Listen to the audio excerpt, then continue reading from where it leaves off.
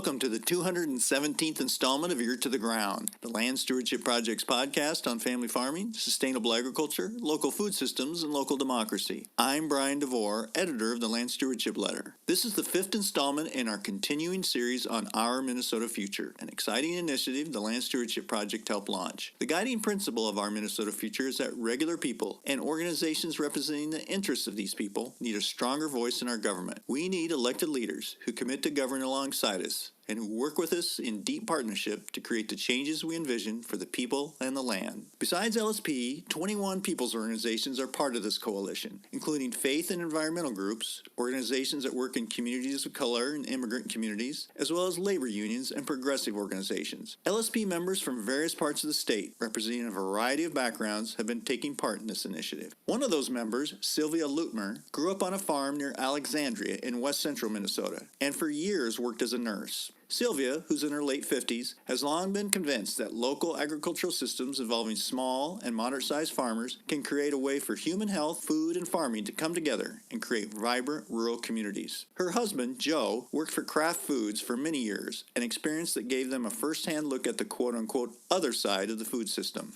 A few years ago, the Luetmers became involved with a community coalition of producers and consumers. As a result of community conversations around the role local, sustainable food production can play in a healthy community, 4 years ago the coalition launched Local Harvest Market, a kind of online farmers market that aggregates and distributes food for some 30 farmers in the Alexandria region. The Luetmers became convinced that a way to help farmers get access to viable markets was needed after they worked with beginning farmers Jesse and Brian Simon to get them established on a farm. It was clear that although land access is key for beginning farmers, it means little if they can't get paid for taking the extra effort to raise food in a manner that's good for the land and the community. The Local Harvest Market Food Hub is owned by 10 people and handles produce, pork, beef, chicken, cheese, eggs, and fish. A facility has been built on the 80-acre farm Sylvia grew up on, and it houses a walk-in refrigerator and freezer, as well as a commercial kitchen. I recently visited the headquarters of Local Harvest Market and talked to Sylvia about the important role local food systems can play in the viability of rural communities and the challenges we face in getting farmers rewarded for their work. We also discussed how society must come to grips with what kind of food system we want and then take steps to make it a reality through cooperative efforts. Sylvia started out talking about how their experience helping Brian and Jesse Simon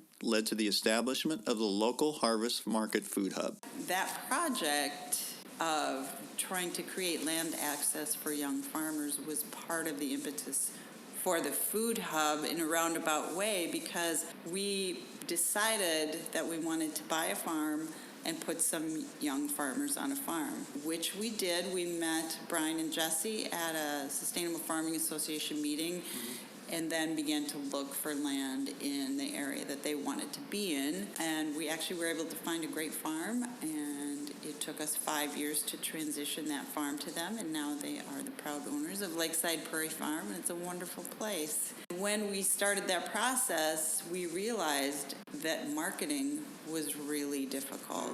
Part of the food hub was to create markets for farmers like Brian and Jesse and the other farmers that we work with. I think what I've learned in studying and observing and working in the local food arena is that it's very complex. And everything, I think because everybody needs food, there's a lot of complexity in making sure that it's available and accessible and affordable, that the people that produce it actually get a living wage. And there's a lot of exploitation in the industry, and so it's a complex issue.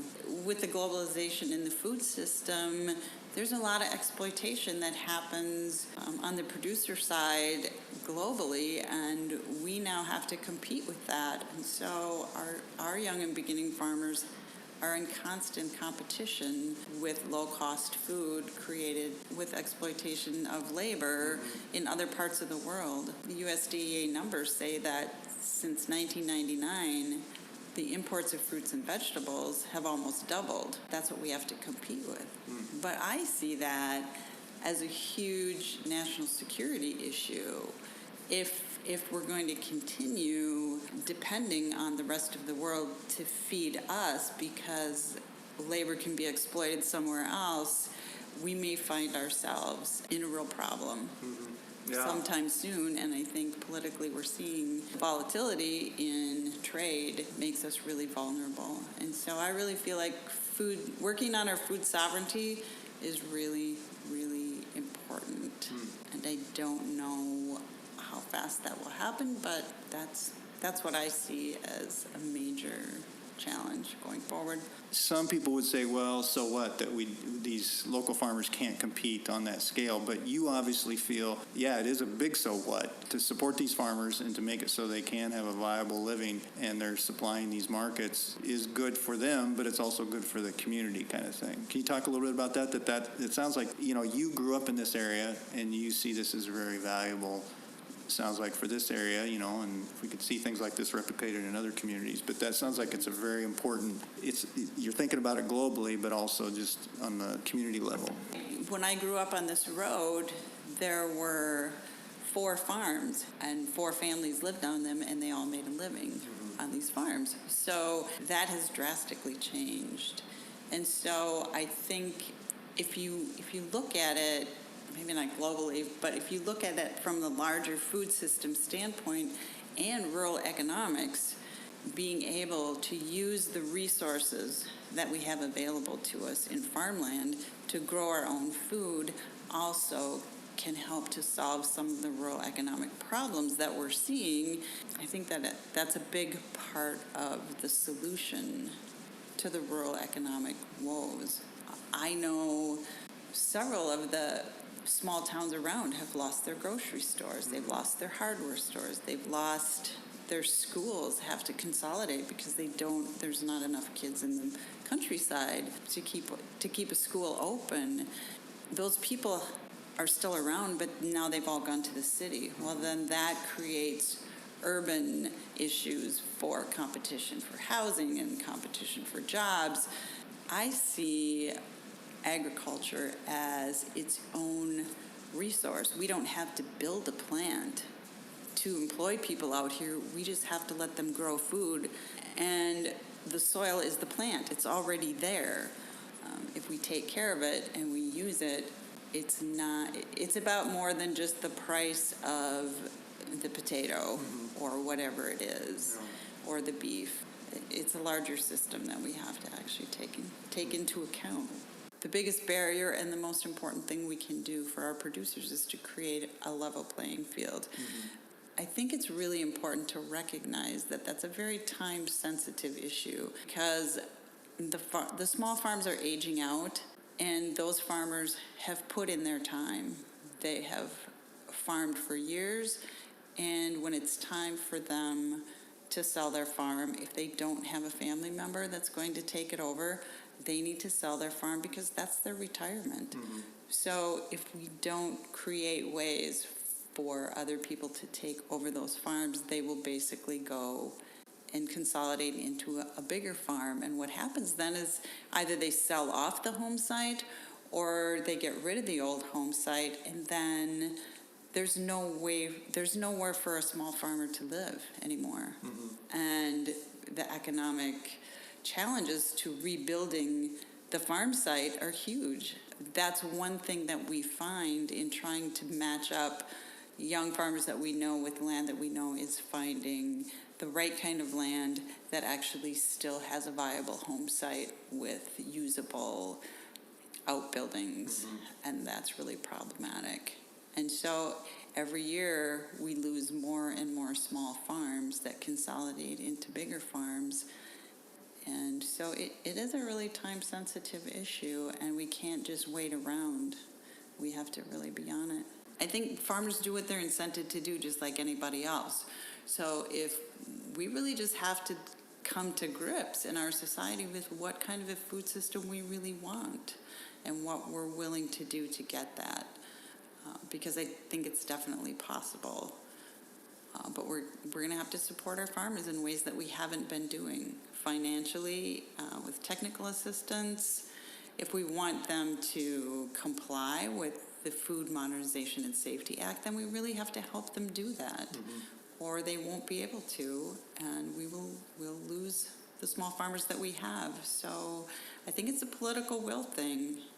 I don't know if we have that will or not. but I think we need lots of voices raised up, and that's, I think, where our Minnesota future is really important. I think building knowledge between the urban and rural spaces of each other's difficulties, and then supporting each other with an understanding that we do rely on each other in lots of different ways, and we can't just live in our little silos. You know, the Farm Bill is a great example of ways that agriculture and agriculture policy affects urban spaces. I mean, we're all probably pretty aware of the issues with SNAP and the changes that they want to make. I think our Minnesota future and the coalition between different organizations can help to create that understanding and build some power from the grassroots. My hope is from the grassroots right now. I think about this a lot, and people will say to me, "Oh, you must really love what you do." And I'm like, I don't really love what I do. I would like to play with my grandson. I would like to spend more time on the farm. I would love to travel. But sometimes we just have to give up the things that we love for the people, for the future. I feel like it's really important to make sure that I leave a world that's livable for my kids and my grandkids. And if I just do what I want to do for myself, and if everybody that's privileged like me can do what we want, we are going to leave a very good world for those that come after us. And so that's my motivation. And I really feel like rural spaces have not historically, I mean, I've read some history about the food system in other global spaces, Brazil and Argentina and India, and historically farmers have not been elevated to the level that they should be, given what they supply and what they do for the world. And I'd like to see that change. We could live without a lot of things, but we just don't live without food. You can't eat a bowl of money.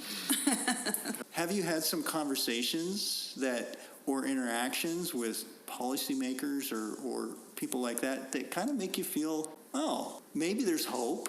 Or also we can talk about, I've had some conversations on like, oh, we got a long way to go kind of thing. I mean, is that something that you're laughing? So Yeah, I've actually had some really great conversations with people that make policy, with legislators and gubernatorial candidates. There are some people that get it. There are some people that are, I think, maybe taking it more seriously than they used to. I don't know how many. I think we'll find that out going forward. I'm hoping that people begin to value small farms. There's a lot of pressure to be efficient and use the economies of scale for efficiency, but I think you just can't forget that rural economies run on people being able to make a living where they live. And if we want to empty out all the rural spaces and send them to urban areas for opportunity, I think that's really problematic. And I think we're beginning to see that. One of the narratives that's out there, kind of one of the conventional wisdom that's spread around, is there are no young people interested in farming. And we're seeing it through Farm Beginnings, for example, that yes, there is. Then they do see opportunities. They need help, but there is a lot of interest. I mean, you must be seeing that, and you must be seeing it through the Food Hub a little bit, that kind of interest on the part of a younger generation that does want to stay in a rural area and sees opportunity. I think there are a lot of young people that would like to farm. Some have never farmed before, some grew up on a farm, but one of the things that they really struggle with is health care. If they're going to run a farm, they need health care, their families need health care, and the individual market just hasn't provided that for them, and that's a real challenge for them. The other thing, the feedback that I get from our producers oftentimes is labor. Growing food is labor intensive, and to be able to hire labor and pay their labor a living wage is really challenging unless they can grow large enough. And what happens is really small farms can function okay. It seems like they can do farmers markets and they all work off the farm. When they get to a certain level and grow a little bit, they can afford some labor, but it's growing past that middle piece, that taking that next step up, that's really difficult. And I think we're going to need to help them.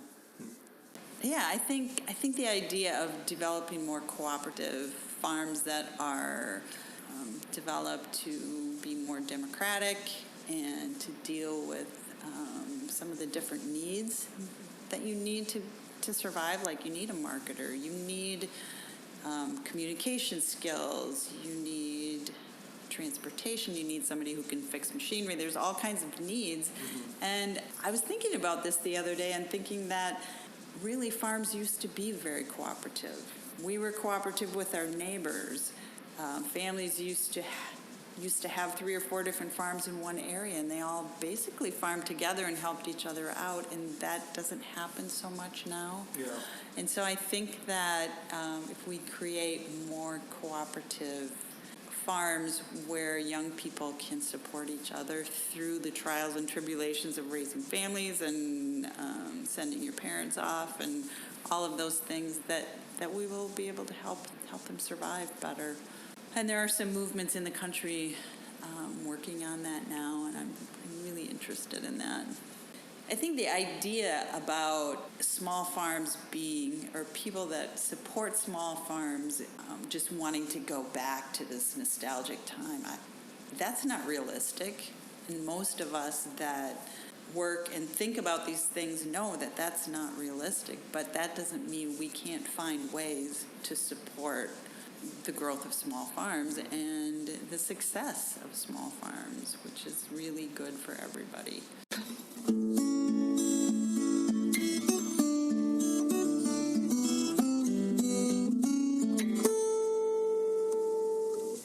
For more on the Our Minnesota Future initiative, see landstewardshipproject.org and follow the links under the Organizing for Change tab. If you have comments or suggestions about this podcast, contact Brian DeVore at bdevore@landstewardshipproject.org, or you can call 612-722-6377. Thanks to Laura Borgendale, Western Minnesota musician, for Ear to the Ground's theme music. And a special thank you to all of Land Stewardship Project's members who make initiatives such as this podcast possible. If you're not a member, visit landstewardshipproject.org to learn how you can support LSP. Thanks for listening.